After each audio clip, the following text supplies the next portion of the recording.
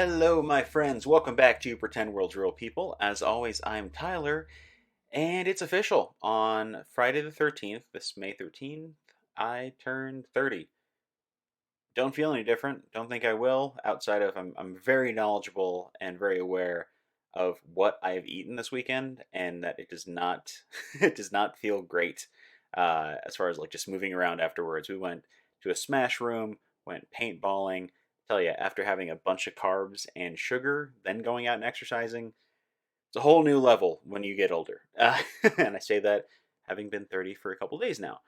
But I want to say thank you to everybody who wished me happy birthday. It was a wonderful weekend. I'm glad I took the whole weekend off.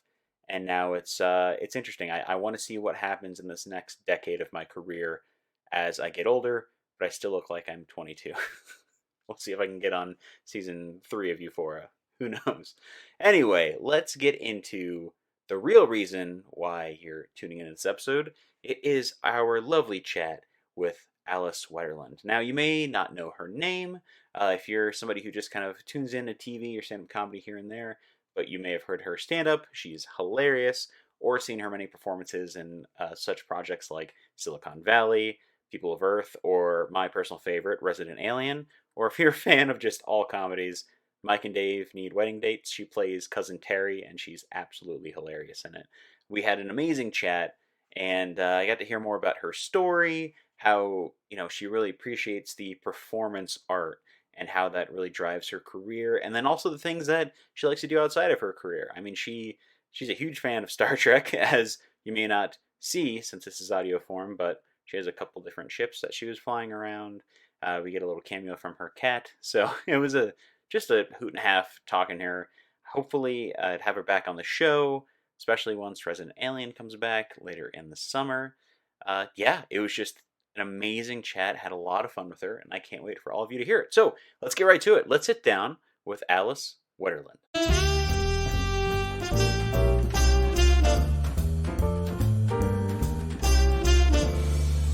My name is Alice Wetterlund, and I am a comedian, stand-up comedian by trade. I have a special on Amazon. My mom is a human, and so am I. But I'm also an actor, and I am currently on a TV show called Resident Alien, where I play Darcy Bloom. Yeah. Big fan. Just gonna say that on the low key.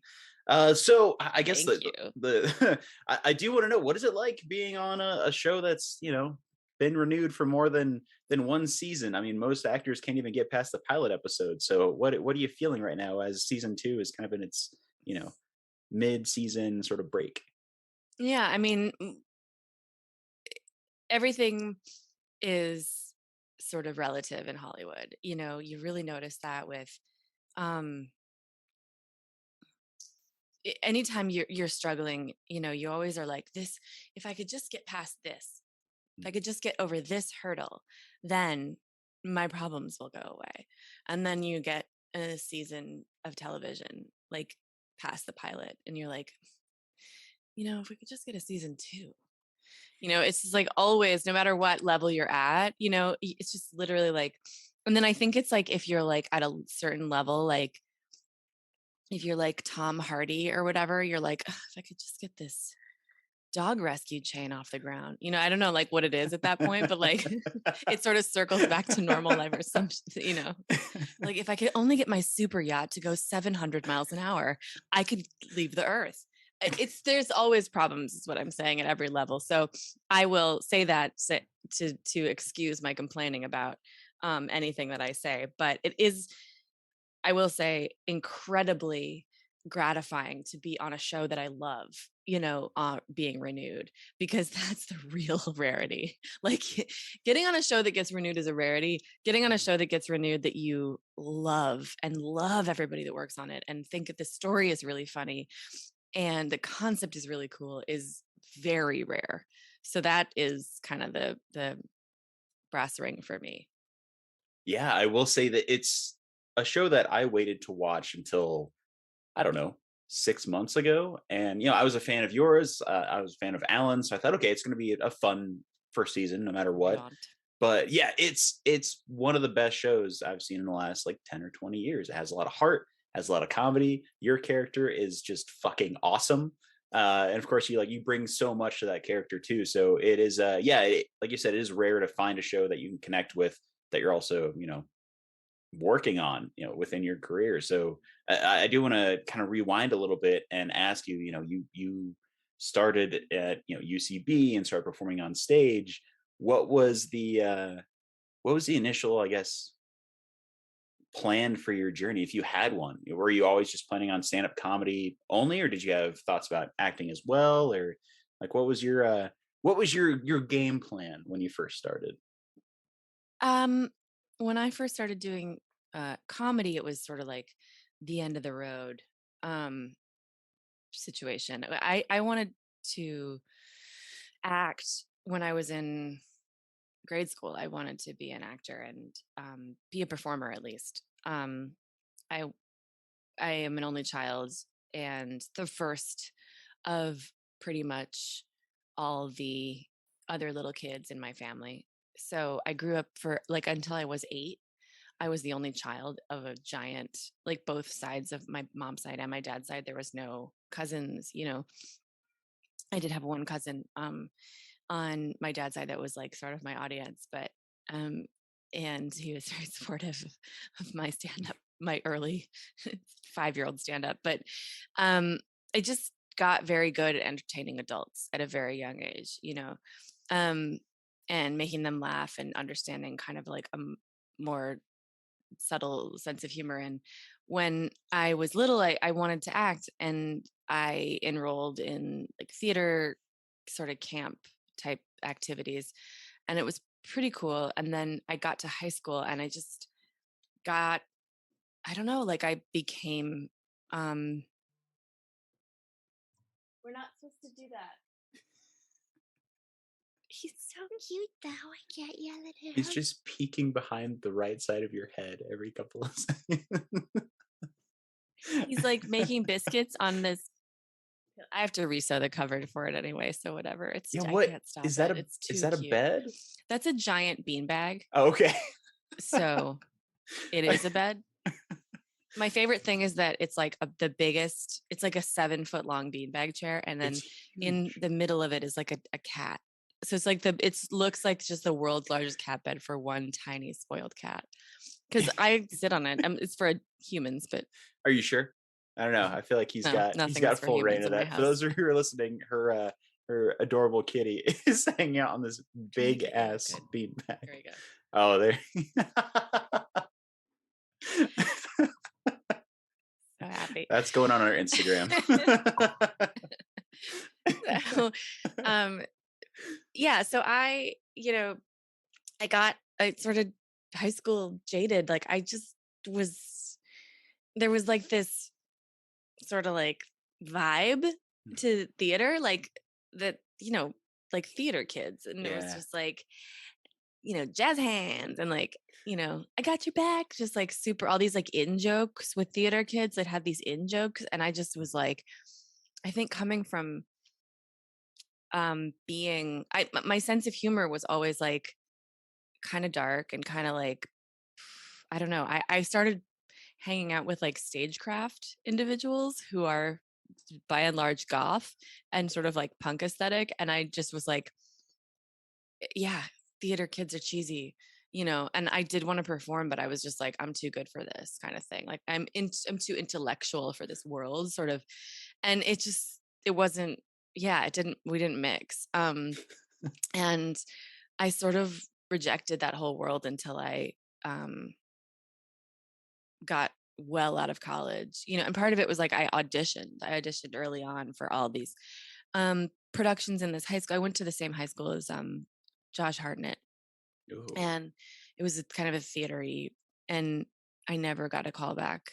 And I think that was part of it too. I was just like, well, like I'm great, so you don't understand. And I just started like painting and doing visual art, and I left performing entirely pretty much for a really long time. And then when I got out of college, I just didn't know what to do at all for like a really long time. And I did all the drugs. And then basically, yeah, I took an improv class on a whim. My friend was like, I'm going to take an improv class. We should do it. A friend and I. And then he just didn't get his butt in gear to register. And I went to my first 101 UCB class, and it sort of opened up the world for me in a way that I wasn't expecting.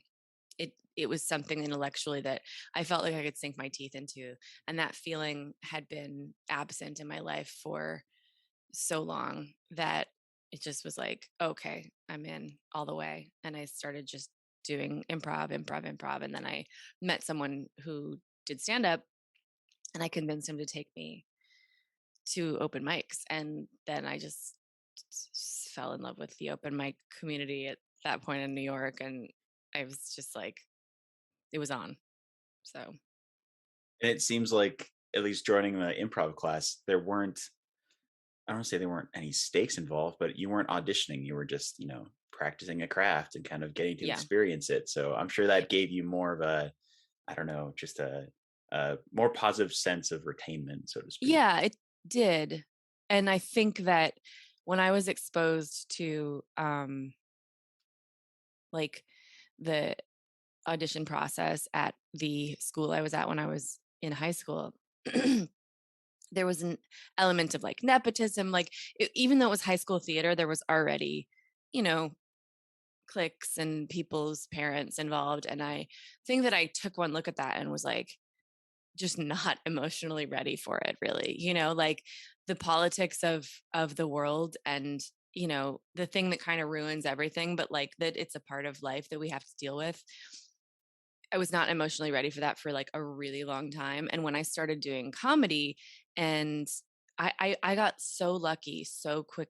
Like I I met a commercial agent through UCB who picked me up immediately, sent me out on auditions, which is somewhat normal, but not that normal for UCB at the time. I mean, UCB at the time was just like packed. There was so many people there. And um, so I got like seen by this agent, Phil Cassis of Talent Works, who's still amazing and represents so many high quality, like really amazing comedians in New York. But he I guess saw something in me and put me out. And then I booked an AT&T commercial that literally paid my bills for like 3 years. It was so lucrative. And Wow. commercials are not that lucrative anymore. They used to be. But it's just like I just went from 0 to 60 professionally.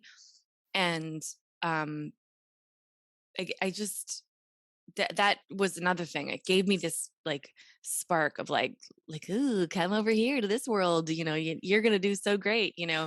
Which is something I had always suspected in the back of my head. Like if I started performing, I'd be like on SNL instantly.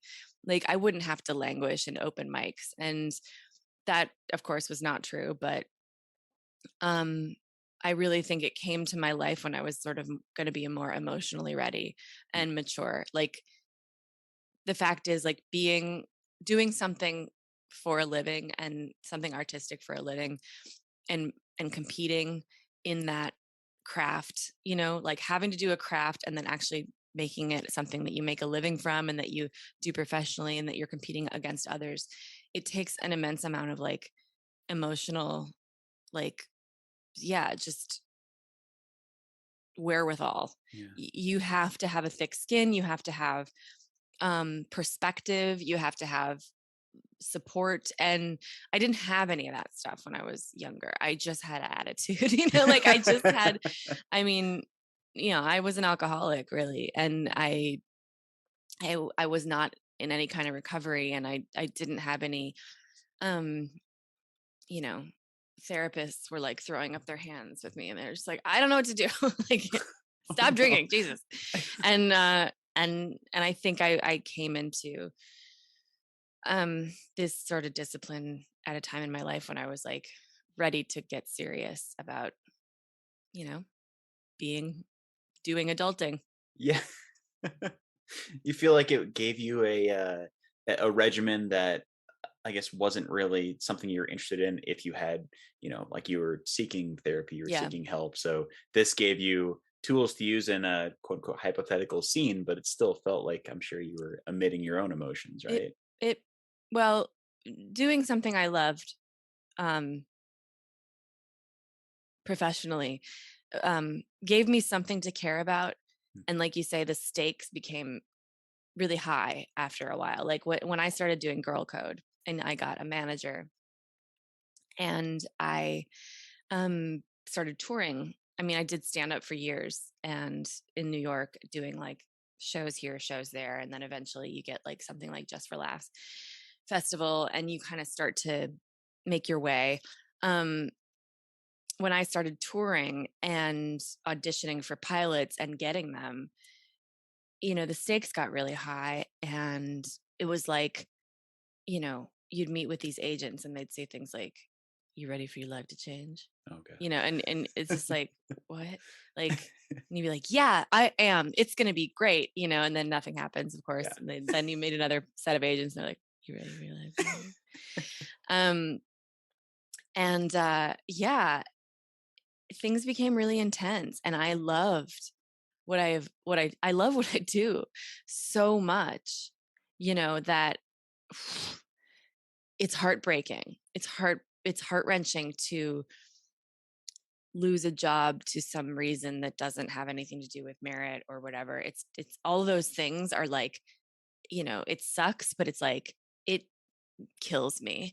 And because I didn't have, and I'm in recovery now, but this was 6 years ago that I got sober. Like I was without like a raft in an ocean and I didn't have any idea what, like this thing was going to kill me. Um, so I think that it helped me get to the point where I could be in recovery and have like the tools, because it was like, okay, here's something you're going to lose, and if you lose this, your career, as it were, like if you lose, this is the thing, that you're going to lose. And I was prepared to lose everything else, but like, except for my career, that I kind of had. So, yeah, so it got me there, but I don't really remember why we started talking about this. So that means you're good at this. My day job, for I don't know, the first 8 years of my career was being a bartender. So just talking to people is Oh, so just you're just good at that with me. no, just like, so how's your day going? And then Yeah. it's like peeling away Okay. an onion and take another layer off. No, this is a very safe space, and this is another reason why I wanted to do this podcast 2 years ago. Was there's a lot more to performers than just what's on the resume. Mm-hmm. There's so many reasons behind it, and I will say, like, the first thing I ever saw you in was you had an appearance on Conan, and you were doing stand up on Conan, and then I think like a week later I saw you and Mike and Dave Need Wedding Dates, and I was just hooked. Like, she's awesome. And then seeing you kind of build your resume from there, and seeing the commercials and seeing Resident Alien, I just want to know, based on what we were talking about before, how are you feeling comfort wise in your career? Do you feel like you are looking for that next big thing, or are you kind of riding the wave and just letting sort of other things come to you? How are you navigating Oh, this place? thank you, by the way, for saying I'm awesome and thinking that. I really appreciate it, and have to say that like people that connect with what I'm doing and see something like it, it's the greatest thing you can imagine, because like that to me is, as I mean, as a stand up, I feel like I'm a stand up first, and so my audience is really important to me, and they connect with me, and we're it's a dialogue, right? So I'm really appreciative of that. um but uh where I'm at, it oscillates. It oscillates, honestly, because I'm a very emotional person. So it oscillates between like immense gratitude, like unbelievable appreciation for just like the process and the like I just the impalpable sustenance of all things and what has been given to me by some divinity. And then also like I need to get this fucking show on the road or else I'm gonna fucking, it's like, it really, but I'm in this part of my journey where I've really sort of started trusting, I don't know, like I'm surrounded by people who see me, like like I work with a management team that sees me. I have the incredible good luck of working with Chris Sheridan, who wrote this part for me, and he and Jenna Lamia, his fiance, who writes the show as well, have given me a ton of encouragement, just for like helping for my work and helping create Darcy, but also seeing me as like a writer, and as a stand-up, I am a writer, and supporting what I bring intellectually to performing. And so I just, I feel really, really fulfilled right now and seen. And it feels like the world is opening up to new venues, new platforms, I gotta say, like with, and I think TikTok and streaming have changed a lot of the they've changed the game for what like seeing content is, and also the amount of TV shows have changed the game, and there's definitely pros and cons to that, but I try to choose to love it. I try to choose to appreciate it, because there are things in, that for somebody who came up old school. Like there's definitely fun to be had. I'll say that. So I'm doing like a lot of stuff. I got my little office set up. I'm a gearhead. I have, I do a lot with podcasting, and I work a lot with Paul F. Tompkins, who, that's another thing, like knowing Paul, I have to say, like, this is just like, so I'm going to cry, because like when I first started doing stand-up, like in New York, my friends and I just we were like, Paul F, like he's like the number one, like he's the greatest. Like we had a couple, there's a lot of different people we looked up to, like Wendy Liebman's joke writing, whatever. Like there's just people who are legends, and Paul was really one of those people. And then I came to LA, I met him at a stand-up festival, and I became friends with him. And in the most bizarre, like unexpected turn of events, like he's not an asshole, like he's a friend, and I want to be that person for somebody someday. You know what I mean? Like if somebody ever feels that way about me, which I want to be the person for them who's like, I became friends with Alice Wetterlund and she rules. Like that's crazy, because, and now I get to make comedy with him, and it's great. And he's just the greatest. And like, that is one of those things where it's like, okay, everything's worth it, So anyway, he does a lot of streaming stuff and online content. And so we're kind of working on things together, and there's other people in the mix there. And and so I was waiting for that uncontrollable smile to just take over. Oh my God, is that the Enterprise? This is like when I get my office set up, you got to have the Enterprise D, NCC the 1701D. Like, don't remember who gave it. You're making it very easy for me to promote this episode on social media. Oh, good. I'm just letting you know. Between the pull-up bar on your lintel over there and your the pull-up bar is so broy. It like, I don't use a pull-up bar in my home. Like I'll say that. My boyfriend will just be like wandering in the door. My boyfriend just comes in, like wanders in the doorway, and he's like, "How's it going?" It's like, get out of here. Pump before dinner. Totally a pump before dinner. Well, you've given. I'm like, how's dinner coming? By the way. Hey, I do that. I have a quote unquote prison gym in my garage because my girlfriend has so much storage in there. So I Mhm. have 8x6 to You exercise. gotta. Yeah. So I will cook dinner, take a break when it's on low, go out to the garage, finish my workout, go back inside, and I get shit for leaving the You and Garrett. dinner.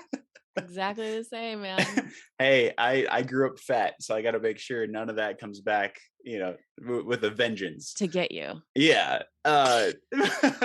You brought up something that's really it's very sweet to think about, meeting your heroes can be a very rewarding and fun experience. There's a lot of people who've met their heroes, people they look up to, and maybe they cut the person on a bad day and Yeah, it's not great. We've all had those experiences, but exactly. that's so awesome that you're friends with him, you get to work with him, and you're adopting that same sort of sensibility he has, where I'm a person, I will treat you Yeah. like a person. And also career wise, like Paul really does have like this philosophy about being a performer that I um is really influential to me. He got to this point doing stand up and he was like, I feel like I've reached this audience that I like that audience and I don't need different audience. I don't need to do stadiums. I don't want to reach those people. Like I love that he got to a point where he feels like the people that know him and love him and respect what he's doing are enough. And it is true because the world that we're in now, there's so many, like I was saying, there's so many shows, there's so many ways to get content. Like, you know, to become famous on a level where everybody knows your name, is it's one way of doing things, but it isn't the way because there's really pros and cons to that. You know what I mean? There's a lot of misunderstanding and there's a lot of like strategizing that you have to do with what you're doing creatively. And it's like, yeah, you might not make the same impact with the thing that you make, right, as you do if you're like aware of the fact that this is only going to reach this certain audience. And for me that really resonates because um my favorite audience engagement that I ever get are the 0.01% of people who reach out to me who are not 50-year-old white men. No offense, 50-year-old. I have some very good 50-year-old white men fans who are I don't very know. not inappropriate, who are just normal nerdy guys who like my comedy and are like, we love you. And they're dads and whatever, and they're fine. But then again, there's the other percent. But then the women who reach out to me who are like, I really appreciate, and I feel that so much, like seeing me speak out and say things that um I feel need to be said. And, you know, um dunk on misogynists and make it fun, like make it fun to be somebody who dunks on bigots. Like that is when I feel like people see somebody having fun being like somebody who bullies misogynists, like I'm the cool kid on campus, you know what I mean? Like, and it gives them a feeling of inclusivity and I don't know, badassery that I hope to give them. And that really, it's everything to me. So that audience is the audience that I'm always looking to care about and to reach and help and be with. So yeah, I love the idea that we have our audiences, man, and we don't need to reach. I don't need to reach, you know, Mars or whatever. Yeah, and I hope Elon Musk doesn't know who I am because I do say a lot of mean things about him. I'm sure he's got a fake account somewhere. It's just angrily watching your newest stand-up special or little tidbits. Elon, this is for you. If you Somebody I was arguing with somebody about the slap the other day, and Oh, the like Oscars slap or the TV show yeah, slap? and I was like, and they were like, "Don't you worried as a comedian?" And I'm like, "No, I don't do like weird personal vendetta jokes. Like I'm not talking about anybody on stage whose wife would slap me or whose husband would slap me. Like I don't do that because I'm not like coming after anybody weirdly, except Elon Musk." And I said, "Look, if Elon Musk wants to come on like stage and slap me in front of the world, like I would present my face because I'm touring off of that. And then I might also take down Elon Musk in the process, which like win-win, you know? I mean, it's pretty great. I will say on your special, I was dying laughing.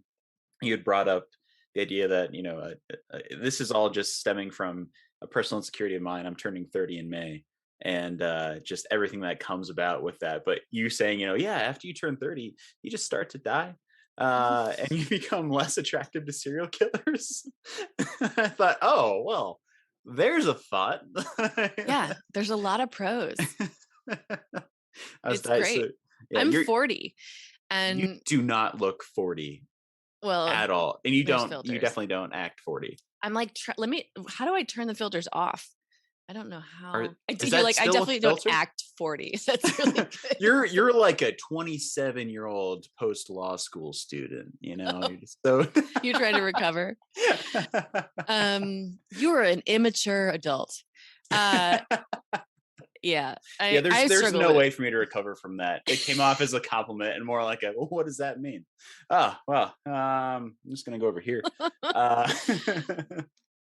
but I'm gonna stew in it. Oh, I did stand up for 3 years when Oh, I thought I really? could be, yeah, In I thought I Denver? could be really, yeah. I started in 20, actually right after high school. So Denver has an amazing stand-up scene. it was always amazing, and a lot of the people I met there, I just saw at Comedy Works when I saw Ron Yeah, Funches, Comedy Works and is one of the best clubs in the country. oh, it's amazing. Yeah. Part of me, I kick myself for not sticking with it, but I also just like to stew in the awkwardness when a joke Oh, doesn't yeah. land, and it's like, ah, this is good.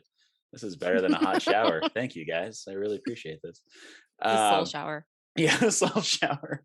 So I do want to gear it back to you and away from this awkwardness. And no way, shape, or form am I pushing or deterring the conversation away from what just happened.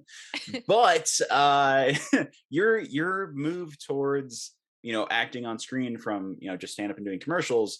What was that transition from? Was it something that, you know, you're just doing auditions, or maybe it was something you're kind of opening up to?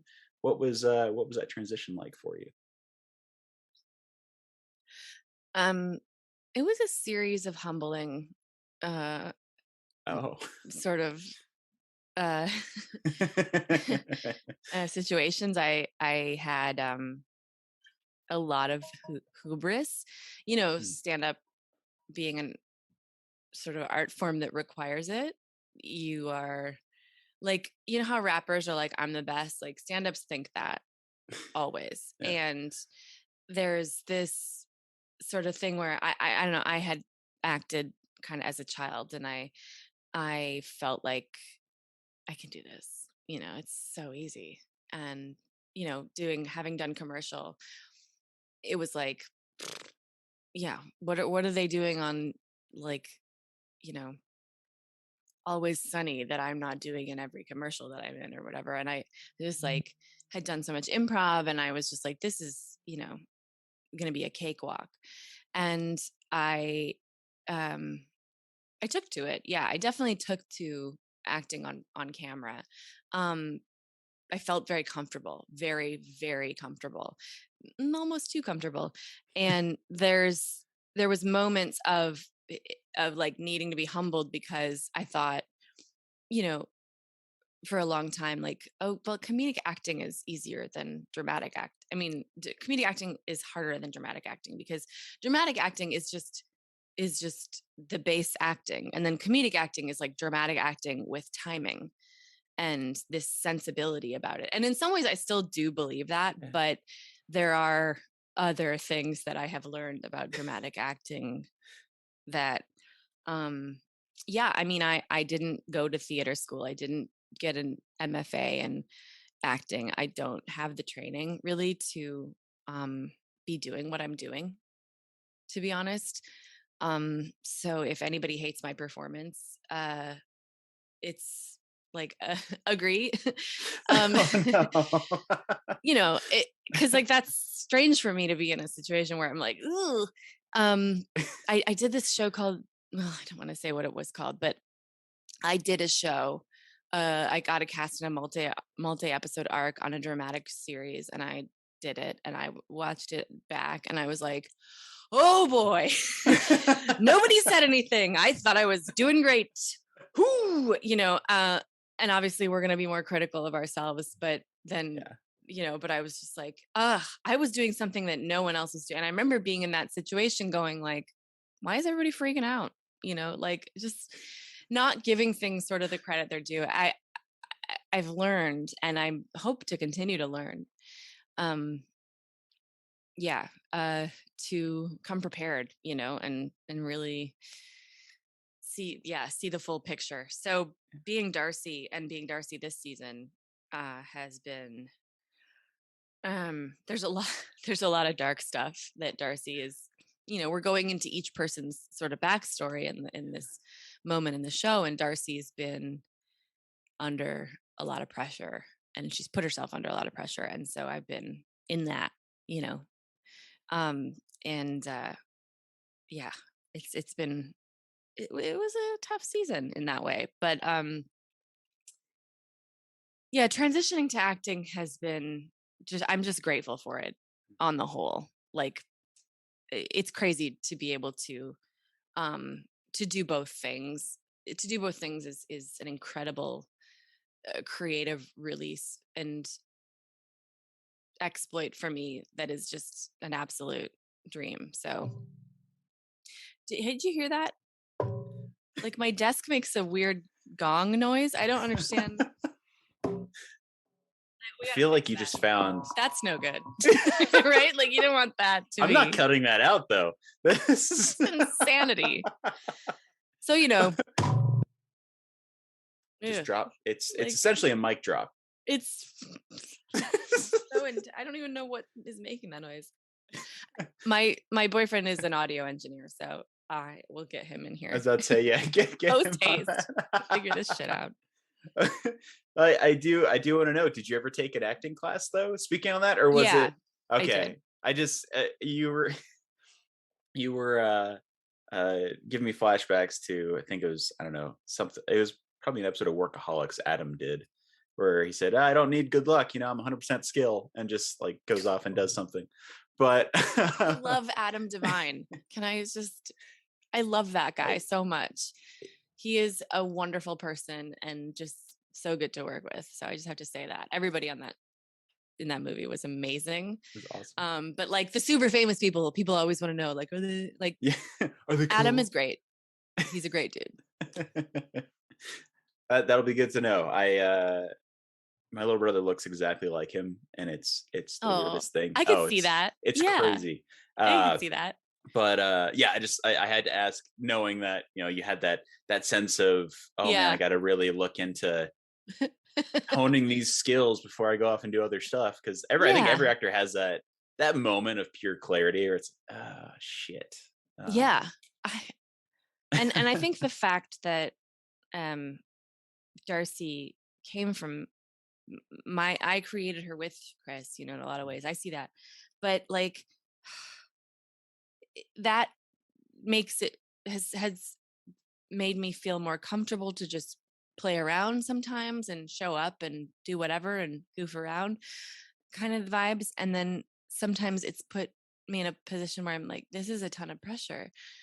This character, that Chris kind of worked into the story for me, like that's a ton of pressure. And I hope that sometimes I feel like there's no way I can repay him. There's no amount of work that I can do to make this be.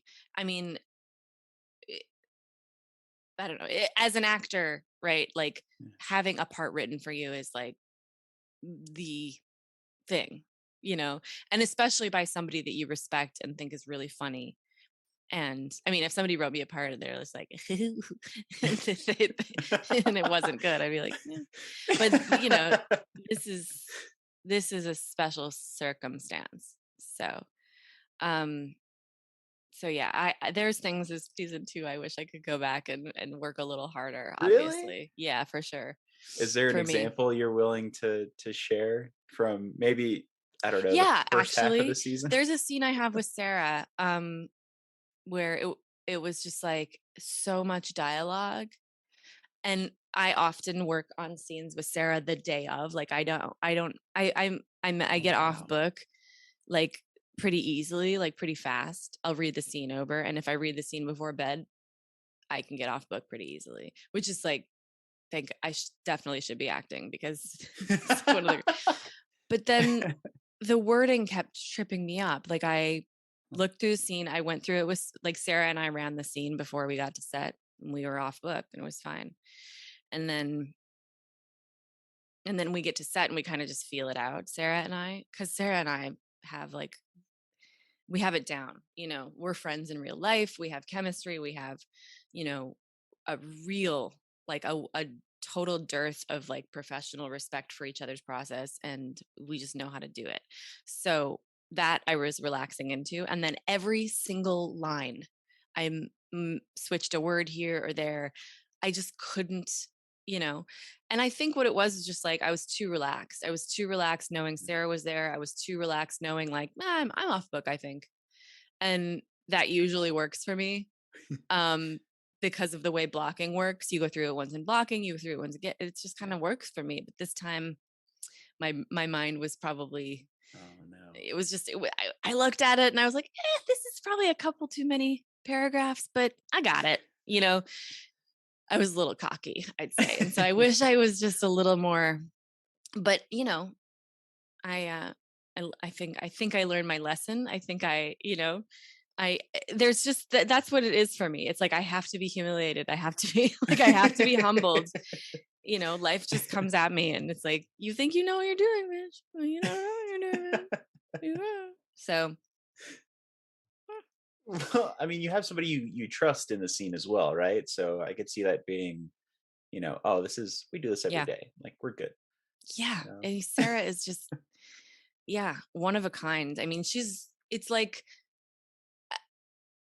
she's obviously her own person, but if you watch Julia Roberts in the 90s, like, or whenever, like if you watch her move around and like, it's pretty close to like, you could feel like working with Julia Roberts is working with Sarah Tomko. Sarah, they move around the same way, and they're so in it, and they're so like this bubbly sort of like, I don't know, the way.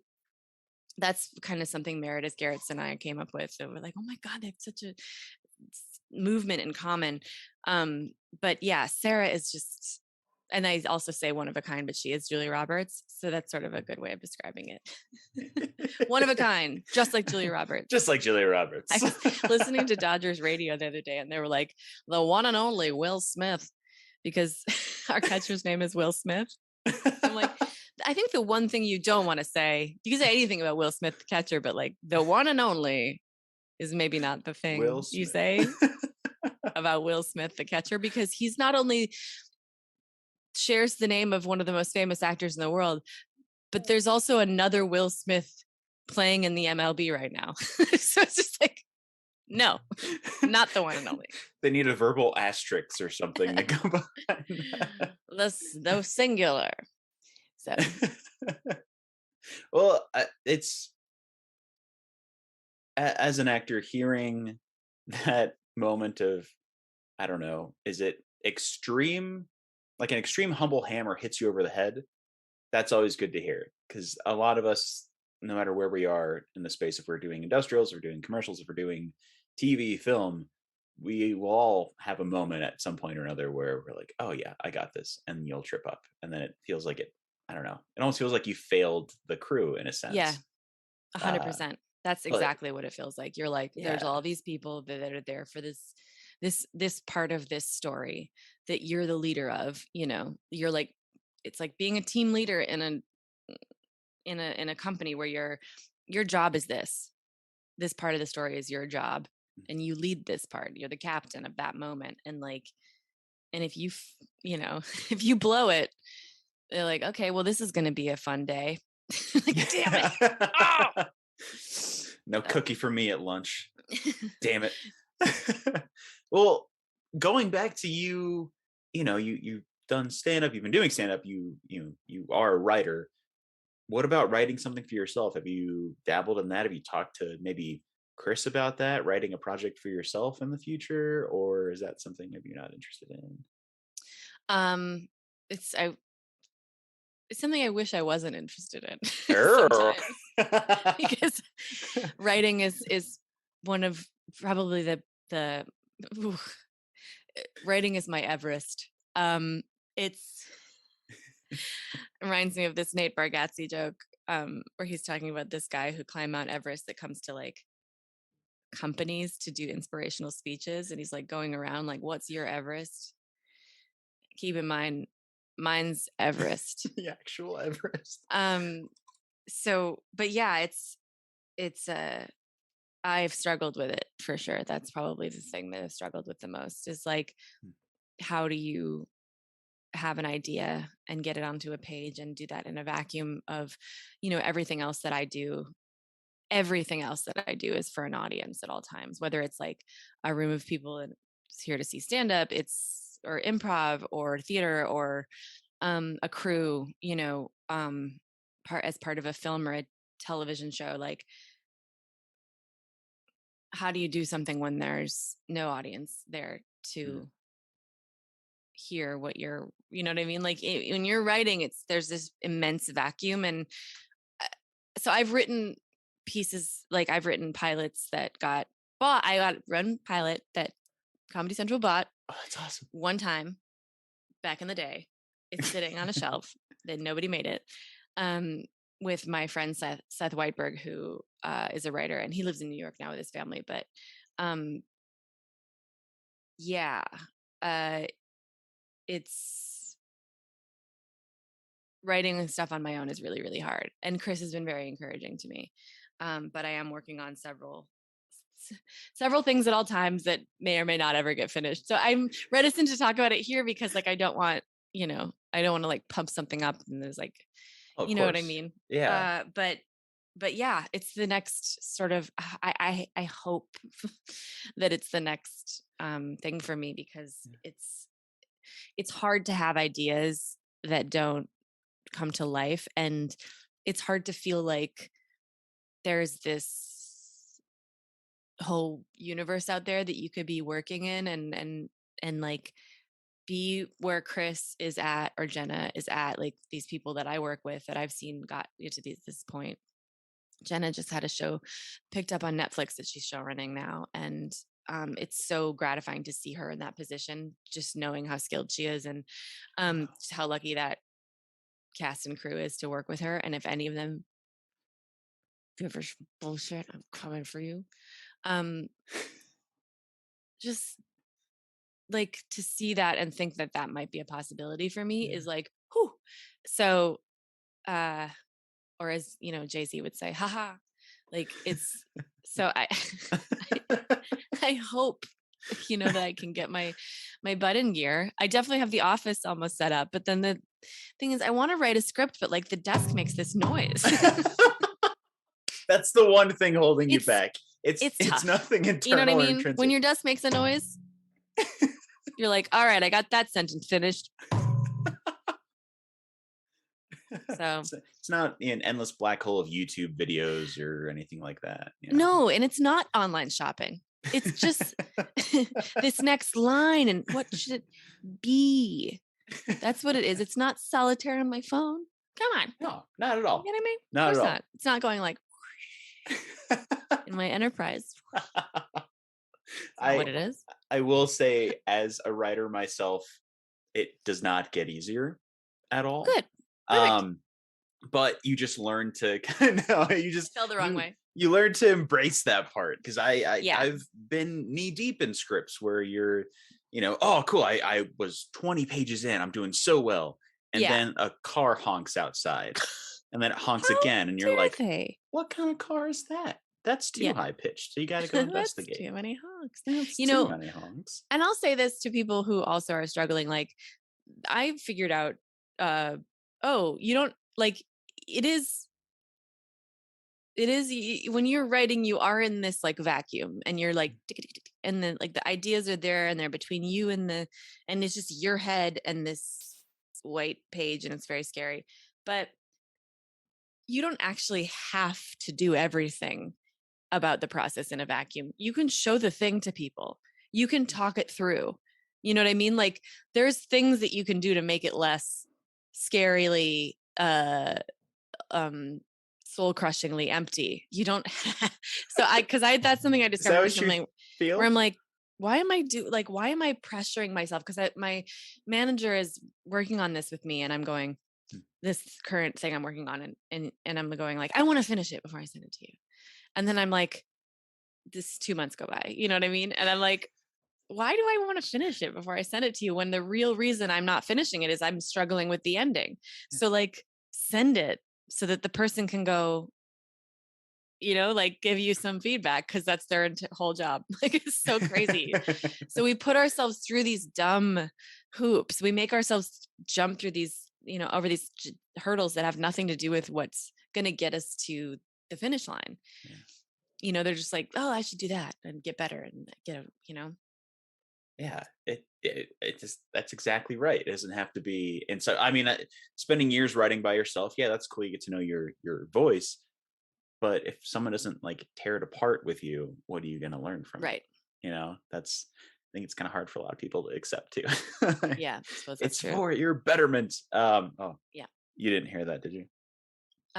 It's for your betterment. I did hear that. Oh but no, if I wasn't I hit supposed my to, I no can no forget sorry. it. I hit my desk and it made a noise similar to yours. So I want to make sure Really? mine was Okay. See, that makes me feel less alone. See, yeah, just target desks suitable for shaky audio. As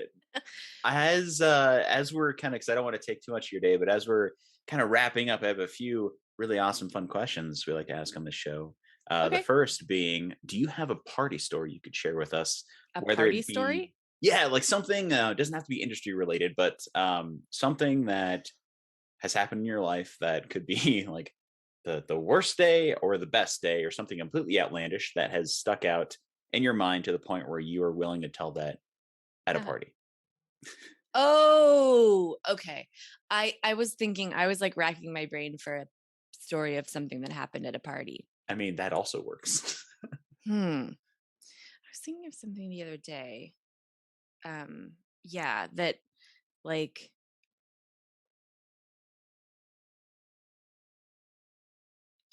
I guess like I don't know why this story would be well, I mean, okay, I guess I'll talk about skiing because that's the most recent thing that happened to me that I've been telling people. But like this character, Darcy, she skis. And so there is a scene that I ski into.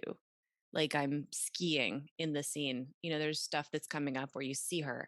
Yeah. And I like don't think that's a spoiler, but if it is, I'm fired. But I had ski lessons and me athletically, like I'm very athletic and I'm very competitive. And like I play baseball, I lift weights, I ski now. I roller skate. I do all this stuff that like I'm constantly trying new things and like I love to feel strong and capable and like the learning curve for skiing is sort of slow and gradual. You takes a lot of practice. It's not something where like snowboarding you kind of do it and do it and do it and do it and then one day you're standing up on the board and it's sort of like a pop, then you're kind of at the next level. Yeah. With skiing it just takes a really long time to get there. And I had 2-hour practices or lessons with somebody that were mostly focused on stopping, which is great. Because I need to stop on camera. And so I felt like, okay, we're going to Whistler to film this stuff. My boyfriend was with me and he snowboards and he's very good. So everybody was excited to go to Whistler and finally like use the mountain because I'd never gotten to use the mountain before.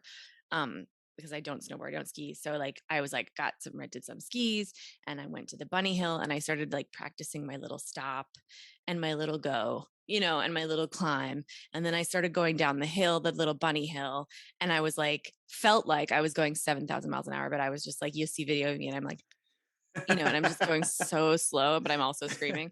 But it was really fun. And I just ran the gondola up, coming down, ran the gondola up, coming down. I went up and down the hill like 10 times.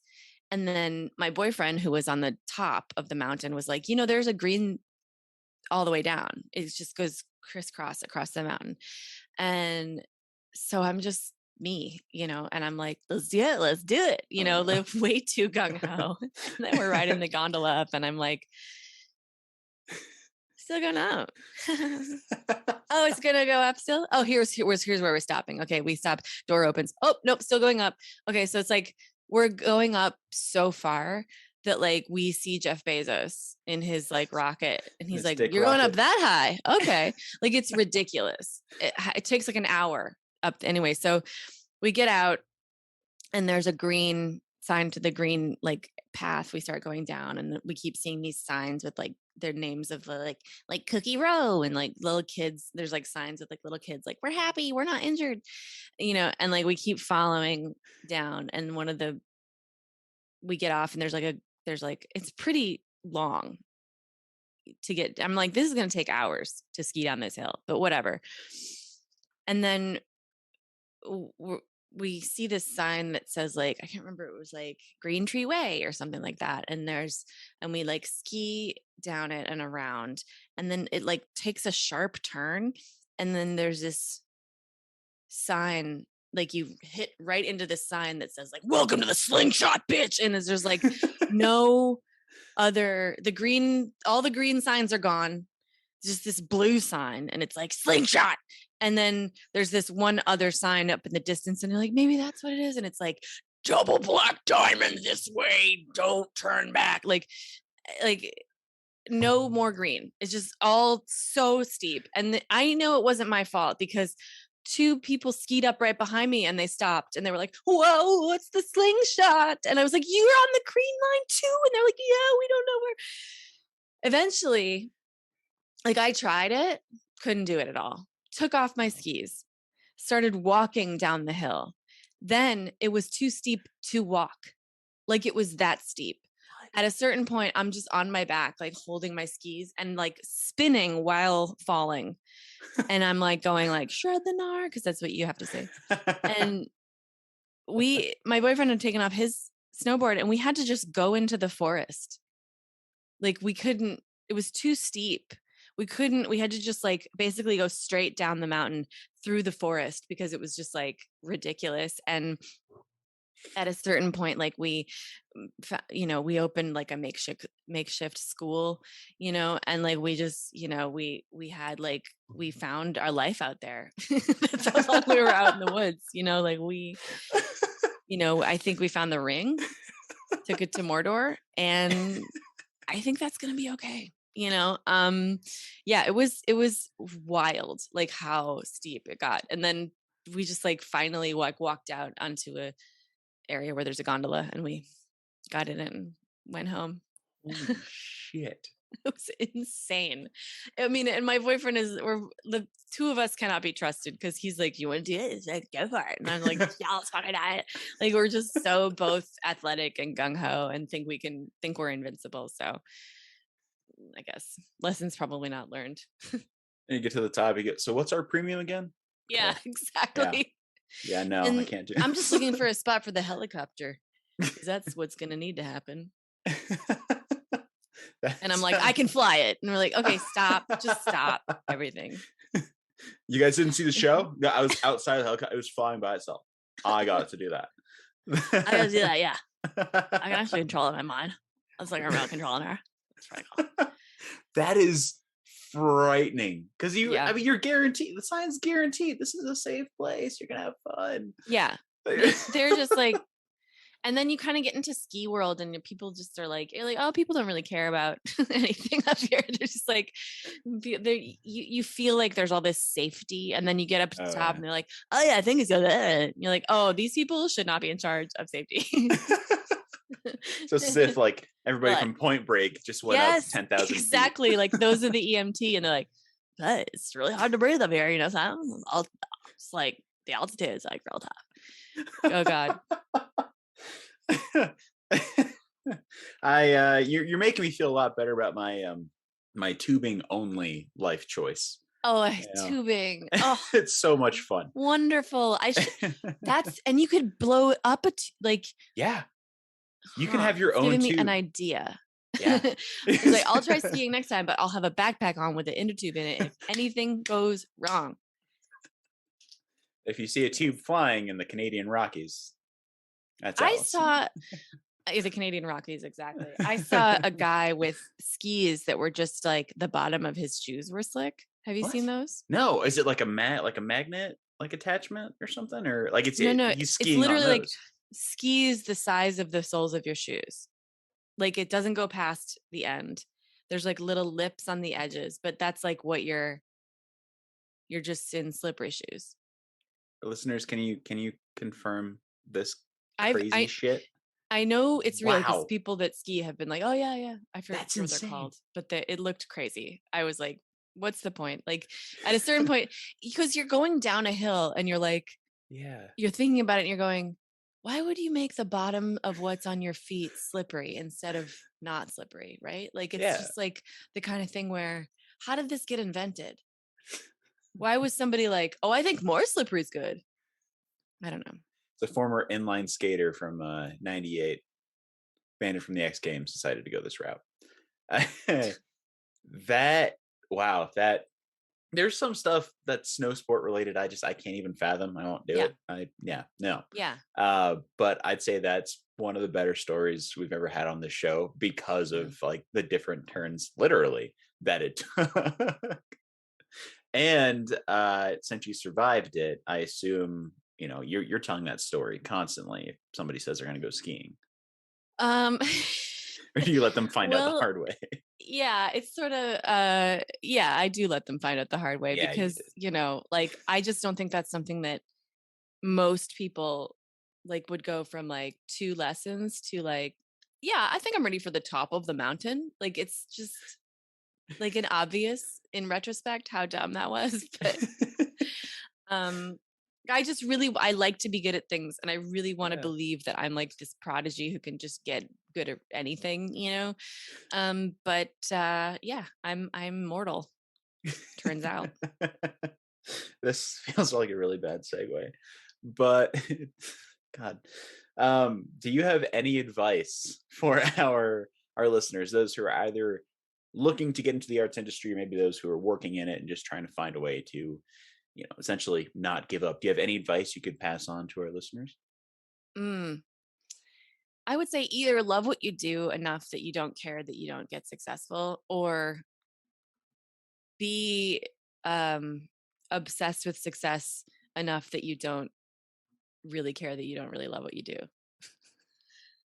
Like, that is the longest like fortune cookie piece of advice. Like, that's amazing though. Ricky Gervais extras. Like, there's that thing at the end where he has to decide, like, do you want to be an artistic, do you want to like have a career that you can respect what you do and believe in what you do, or do you want to be famous? Like not a lot of people get both, so you have to kind of choose one or the other, and like and he chooses fame, and it's like, which is a choice, it's valid to like want, I don't know, whatever you want. But I think most people get a grip of this, but like it's important to not get confused about what your goals are. And this industry has a lot of different moving parts, and finding something that you're good at and that you can like sink your teeth into, like that's the important thing. And I think the other thing is like,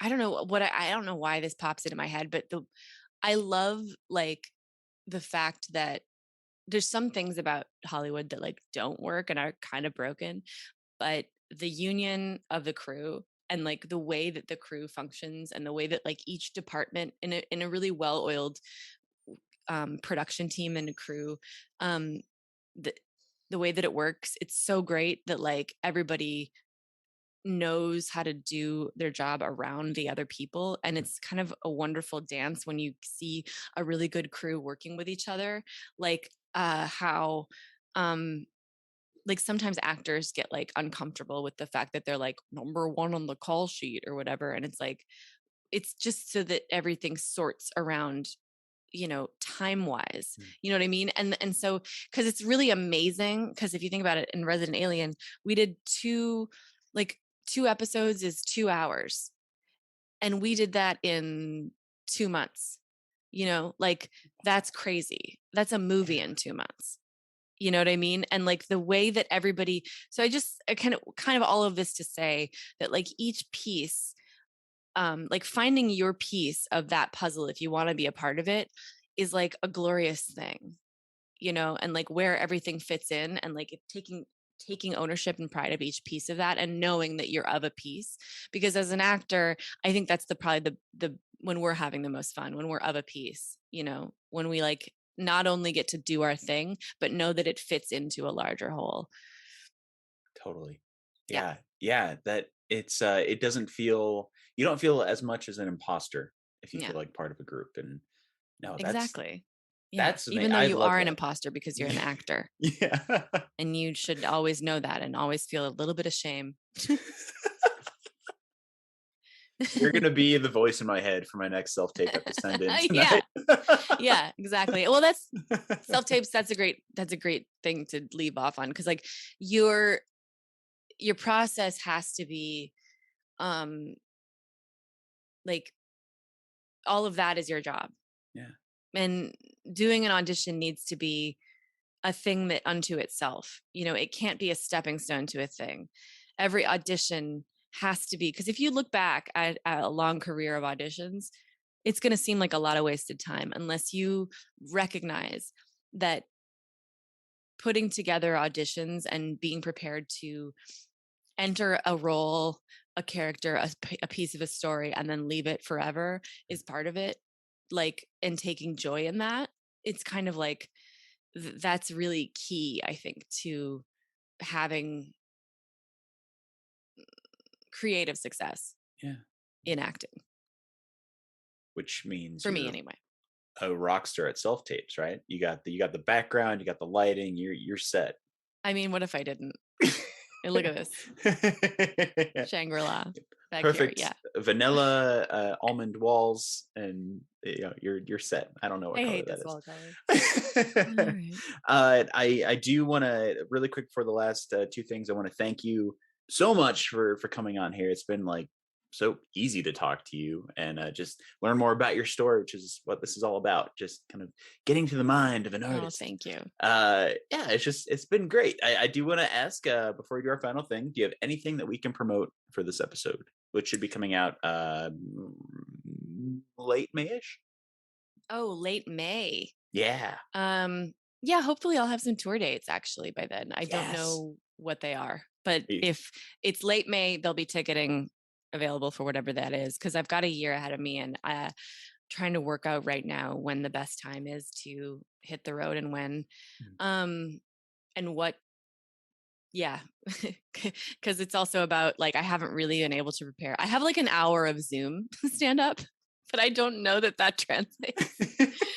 Because during production we're not really, we can't do any live show. I can't do any Yeah. live shows even in other states, because it's just too risky Mm. with COVID production. So I haven't been able to do stand up in a really long time, and so I'm really looking forward to that. So hopefully by late May there'll be some tour dates. So go to my website, AliceWetterlund.com, or you can check out my my Patreon, which is mostlyfans.net. Yeah, and there'll be stuff up there. That's awesome. Any Denver possibilities? Oh, I'll check on that for you Yes. specifically, because if it's not Comedy Works, I would love to just roll through Denver and do Yeah. some other shows and stuff, just because Denver rules and Look, is a I great mean, place to perform. well, I got a really awesome fairly small venue that's a brewery up in Broomfield near Boulder. So if Love you need a Broomfield. secondary, Okay. See? It's coming together. see, Look for me it's in working. Broomfield, fans. It's working. Okay, one last thing I'm going to do for this episode. We always do an awkward goodbye. So if you've seen Wayne's World, I'm going to do a silent 1, 2, 3 countdown. Point to you, and then you give me your best verbal awkward goodbye. You think you can be ready for that? Okay. Okay. And